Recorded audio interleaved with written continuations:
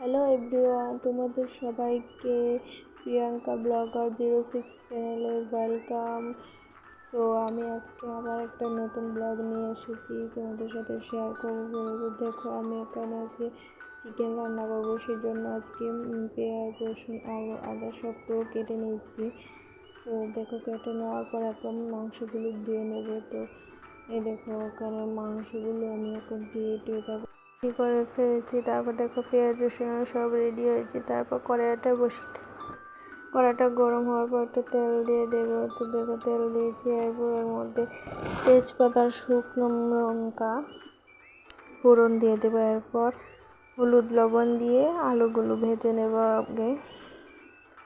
তো দেখো, লবণ দিয়ে দিয়েছি আমি। তো এখন আস্তে আস্তে আলু দিয়ে দেবো। এবার আলুগুলোকে সবগুলো আগে লাল লাল করে ভেজে নেব।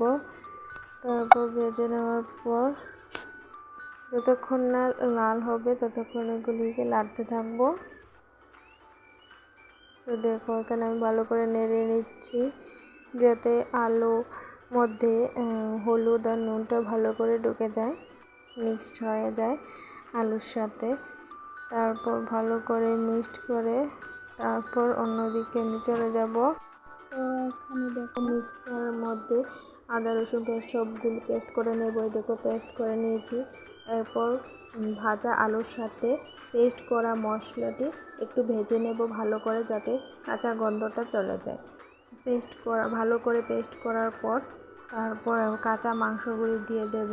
যতক্ষণ না এর গন্ধ বেরোচ্ছে, কাঁচা গন্ধ চলে যাচ্ছে, ততক্ষণ আমি এটাকে নাড়তে থাকবো খুব ভালো করে, কয়েক মিনিট ধরে, যাতে খুব ভালো একটা স্মেল আসে আর এই কাঁচা গন্ধটা চলে যায়। এর যে পেঁয়াজের যে জলটা আছে ওটাও যেন শুকিয়ে যায়। ততক্ষণ এটা নাড়তে থাকবো যতক্ষণ না এটা মশলাটা কষানো হচ্ছে। তো দেখো, ভালো করে কষিয়ে নিচ্ছি মশলাটাকে। ভালো করে মশলাটা কষিয়ে তারপর এখানে দিয়ে দেব কাঁচা মাংস। তো দেখো, একে একে সবগুলি আমি কাঁচা মাংস দিয়ে দিচ্ছি কড়াইয়ের মধ্যে। তো এখানে বেশি মাংস নেই, মাংস কম আছে, সেজন্য মশলাটাও কম করেই করেছি। তো আমরা যেহেতু বেশি মশলা আমরা কম করেই দিই। আর মাংস যেহেতু কম, মশলাটাও কম, আর মাংস পরিমাণ যতটুকু মশলা এতটুকু দিয়ে অনেকে হয়তো একটু বেশি মশলা খেতে ভালোবাসে, বেশি করে দেয়। মাংস কম হলেও মশলা বেশি দেয়, কিন্তু আমরা সেটা খাই না বেশি মশলাটা। তাই আমি এখানে মাংস পরিমাণ মতো মশলাটা দিয়েছি। বেশিও খাই না, কমও খাই না, ঠিকঠাক মতো পরিমাণ মতো দিয়েছি। তো এখানে দেখো, ভালো করে নেড়ে চেড়ে নেব। যতক্ষণ না মাংসর মধ্যে মশলাটা মিক্সড হচ্ছে ততক্ষণ এটাকে নেড়ে চেড়ে খুব ভালো করে এটাকে মিক্সড করে নেব। তোমরা অনেকে এটাকে হাত দিয়ে ভালো করে মিক্সড করে নাও মশলাটা, যাতে এটার মাংসটার মধ্যে মশলাটা খুব ভালোভাবে ঢুকে যায়, খুব ভালোভাবে মিক্সড হয়। তো আমি এটাকে হাতটাকে স্কিপ করে দিই, আমি একবারে কড়াইতে করে ফেলি। কারণ যেহেতু এটার মধ্যে মরিচ থাকে, তো আমি আমার হাতে মরিচ লাগলে আমার হাতটা জ্বলে, সেজন্য আমি এটাকে স্কিপ করে দিই। এই জন্য আমি শিলনোড়া দিয়ে কোনো মশলা বাটাবাটি করি না, এটাকে স্কিপ করে মিক্সারে গ্রাইন্ড করে নিই। সেজন্য আমি সব কিছু মিক্সারের মধ্যে করি, যাতে আমার হাতটা না জ্বলে। আর মাখামাখিটাও স্কিপ করে দিই, যাতে আমার হাতটা না জ্বলে। সেজন্য আমি কড়াইতে সব কিছু করি, হাতে কোনো ভেজাল নেই, হাতে কোনো কিছুই আমি ধরি না রান্নাবাড়ি করার সময়, যাতে আমার হাত না জ্বলে।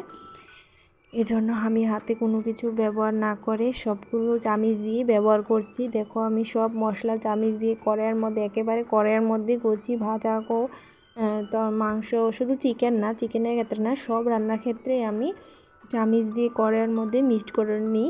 হলুদ লবণ যা ভাজাভুজি সব কিছুই আমি কড়াইতেই মিক্সড করি চামিচ দিয়ে।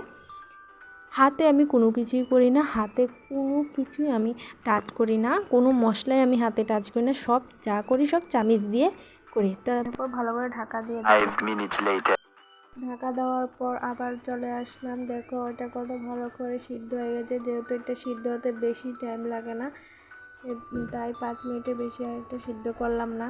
তো তোমরা গেস করো যে এটা কি এর মাংস হতে পারে, কমেন্টে আমাকে জানাবে। তো অপর দিকে আমরা আগে থেকে মটর সিদ্ধ করে রেখেছিলাম, যেহেতু মাংসটা ঘুগনি মটর দিয়ে করব। তো দেখো মটরটা ভালো করে সিদ্ধ করে রেখেছি।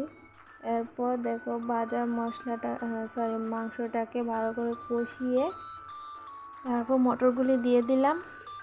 মটরগুলি দিয়ে আমি এখানে ঝোলটা দিয়ে দিয়েছি। এখানে মাংসের সাথে মটরগুলো আর আলাদা করে ভাজলাম না, যেহেতু আমার অনেক লেট হয়ে গেছে তাই ডাইরেক্ট ঝোল দিয়ে দিয়েছি। মটরটা মাংসের সাথে একটু ভাজলে একটু ভালো টেস্ট পাওয়া যায়। তোমরা চাইলে এটাকে আরও ভালো করে ভেজে নিতে পারবে। আর ভিডিওটা কেমন হলো জানাবে। Tata, bye bye.